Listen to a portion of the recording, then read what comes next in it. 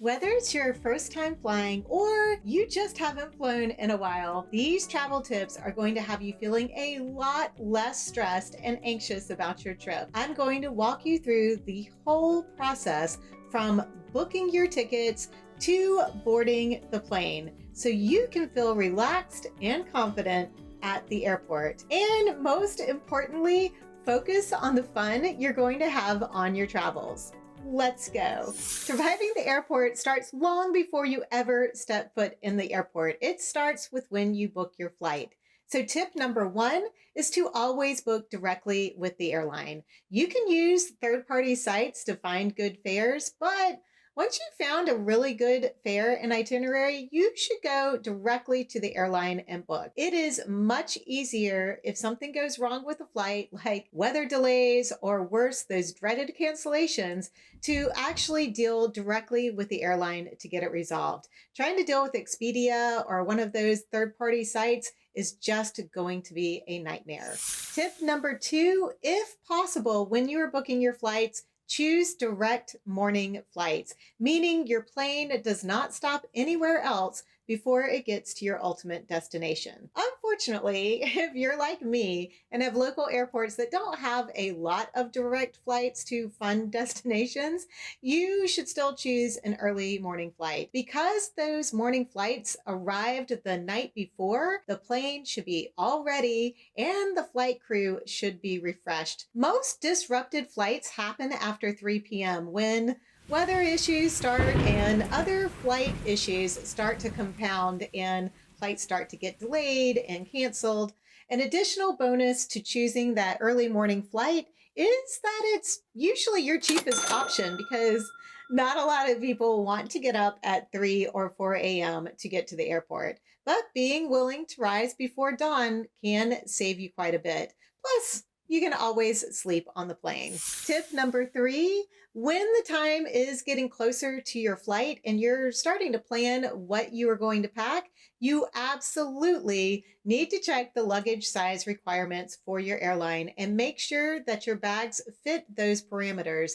This is especially true if you're going to be flying on a budget airline, as they tend to be a lot more strict. And there are definitely airlines over in Europe and some in Asia that are super, super strict. So check out those parameters before you ever start to pack your suitcase. Tip number four, if you are going to check a suitcase, make sure you pack a small set of clothes in your personal item just in case something happens to your luggage. Now, I will say that in all the years that I've been flying, I've never had an instance where my luggage hasn't arrived, but I still pack that extra set of clothes. And gosh, I really hope that I'm not jinxing myself by saying that out loud. By the way, hey y'all, and welcome. If you're new here, I'm Christi, the Gen X Gypsy, and I've been traveling around the world for almost 40 years. And I started this channel to help encourage women to pursue their adventures and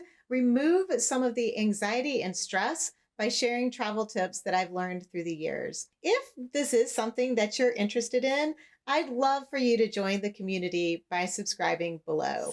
Tip number five, if you decide to go the opposite direction and pack and carry on only, meaning you are not planning on checking a suitcase, make sure you know all of the airport security liquids rules and how to pack your toiletries correctly. Now, I've done several videos on the best way to pack your liquids, and I'll have all of those linked below in the description and in the first pinned comment so they're a little easier to find. They would make great follow-up videos to watch after this one. Tip number six, there are a few things you need to do the day or so, maybe even the week before you leave for the airport. And the first is to download your Airlines app. I can't tell you how much time having my Airlines app on my phone has saved me. It will notify you of any changes to your flight, and if you have a connection, it will let you know where your connecting gate is going to be. And if the worst case scenario happens, like a cancellation or delay, it could possibly help you rebook your flight if needed. Tip number seven, download the app Flight Aware. I'll have a link to this below in the description. I have loved using this app because it will tell me in real time where my airplane is and possibly if there's going to be any time changes, sometimes before the airline app actually tells me. This app is especially useful if you are concerned about potential delays, and if you're a little geeky like I am, it's really kind of fun watching the plane fly closer on the screen and know that you're getting that much closer to starting your vacation. Tip number 8. Check in as early as possible. Do not wait to get to the airport to check in. Many airlines oversell their seats for a multitude of reasons, which still seems crazy to me. But what that means is if you show up late to the airport to check in, there is a possibility they won't have a seat for you. The other reason to check in early is if you haven't had a chance to choose your seats yet. This will give you an opportunity to choose the best seat for you. Tip number 9. Unless you have a printer at home and want to have printed boarding passes, make sure to save your digital boarding passes somewhere you do not need to have Wi-Fi or cellular service to access them. Airports are notorious for having terrible cell service and very slow free Wi-Fi. You are going to need to show those boarding passes to the airport security and again when you board the plane. You can save them in your airline's app, but I like to take a screenshot of them and save them in my photos because then I know I can access them no matter what. There is also usually an option where you can get a printed boarding pass at the airport when you arrive, if having a printed boarding pass is your preference and you don't have a way to print them at home. Tip number 10, pack some snacks. You are most likely going to have quite a bit of downtime at the airport once you get through security and while you're waiting to board your plane. Buying food at the airport continues to get more and more expensive. So I always like to bring my own snacks with me. Again, I have done several videos about bringing your own food on the plane and yes, through airport security. So I'll have those linked below too, so you can check them out as well after this video. Tip number 11. Be prepared for any temperature. Oh my gosh. I'm going to tell you how crazy the temperature fluctuations can be in the airport and especially the airplanes.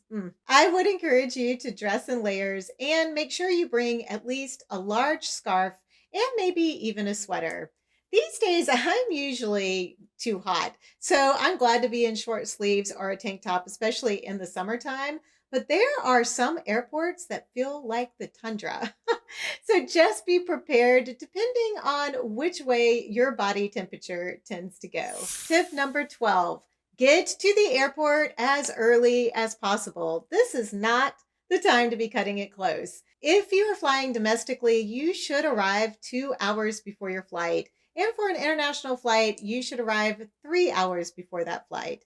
Very important here is that the time you want to be working backwards from is the boarding time for your flight, not the departure time. So if your flight is departing at 8:30 a.m., but the boarding begins at 8 a.m. and it is a domestic flight, you want to be at the airport by about 6 a.m. This is especially true if you're checking a bag or need to do anything special at the check-in counter. And you never know how long those airport security lines are going to take to get through. So just get there early. It's never going to be a bad thing getting to the airport early.